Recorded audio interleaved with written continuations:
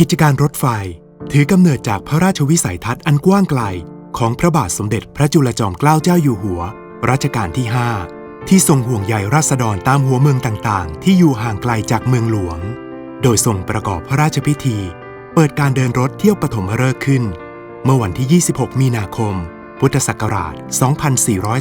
2439 ในเส้นทางสายกรุงเทพนครราชสีมา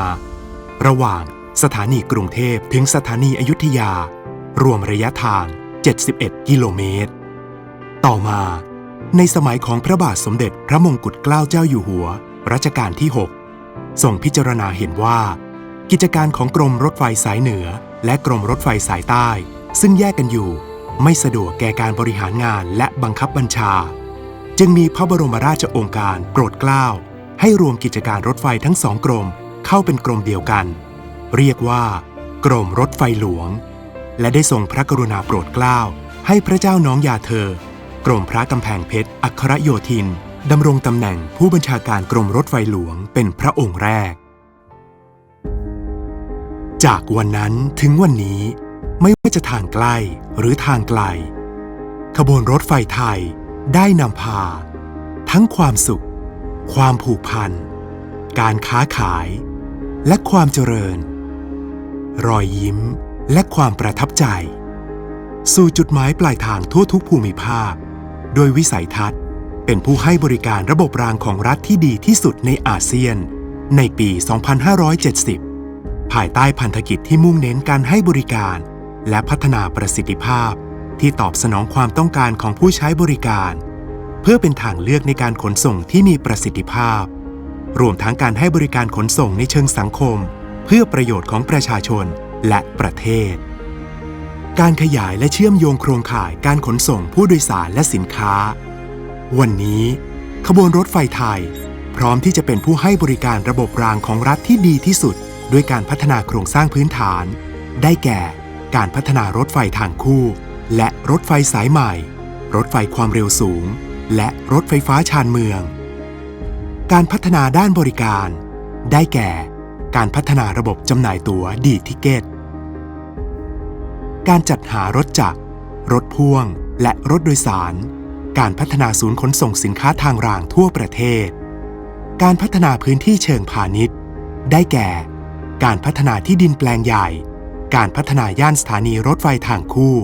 และการพัฒนาย่านสถานีรถไฟชานเมืองสายสีแดงเพื่อก้าวสู่การเป็นผู้ให้บริการระบบรางที่ดีที่สุดพลังสำคัญที่ทำให้รถไฟไทยขบวนนี้ถูกขับเคลื่อนไปสู่ทุกภูมิภาคประกอบด้วยกลุ่มงานบริหารทั้ง 7 สายงานกลุ่มยุทธศาสตร์บริหารจัดการด้านบุคลากรเทคโนโลยีสารสนเทศและบูรณาการด้านนโยบายยุทธศาสตร์การวิจัยและพัฒนาแผนการดำเนินงานกำหนดเป้าหมายเชิงกลยุทธ์สำหรับองค์กรที่เชื่อมโยงกับนโยบายของภาครัฐกลุ่มอำนวยการ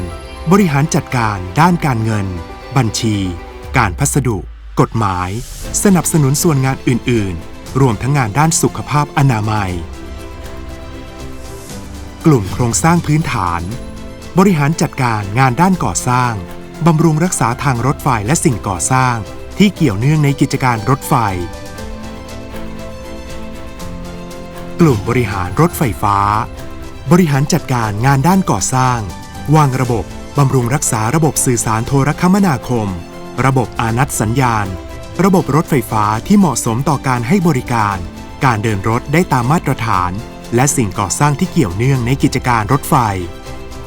กลุ่มกิจการเดินรถบริหารจัดการธุรกิจด้านบริการโดยสารสินค้าและควบคุมดูแลการเดินรถกลุ่มธุรกิจการซ่อมบำรุงรถจักรและล้อเลื่อนบริหารจัดการธุรกิจการซ่อมบำรุงรถจักรล้อเลื่อนต่างๆกลุ่มธุรกิจการบริหารทรัพย์สินบริหารจัดการธุรกิจด้านที่ดินทรัพย์สินอสังหาริมทรัพย์ให้เกิดประโยชน์ต่อองค์กรอีกหนึ่งบทบาทสำคัญที่ควบคู่ไปกับรถไฟขบวนนี้นั่นคือการกำกับดูแลกิจการที่ดีและรับผิดชอบต่อสังคมที่พร้อมจะสร้างเสริมและเติมเต็มให้ทุกเส้นทางเดินทางไปยังจุดหมายได้อย่างสมบูรณ์ เมื่อการเดินทางยังไม่สิ้นสุดการรถไฟแห่งประเทศไทยจะมุ่งมั่นพัฒนาการบริการในทุกมิติเพื่อเป็นทางเลือกหลักในการเดินทางสร้างโอกาสให้กับธุรกิจการค้าการลงทุนและการขนส่งสินค้าของประเทศเพื่อก้าวสู่การเป็นผู้ให้บริการระบบรางของรัฐที่ดีที่สุดของอาเซียนการรถไฟแห่งประเทศไทย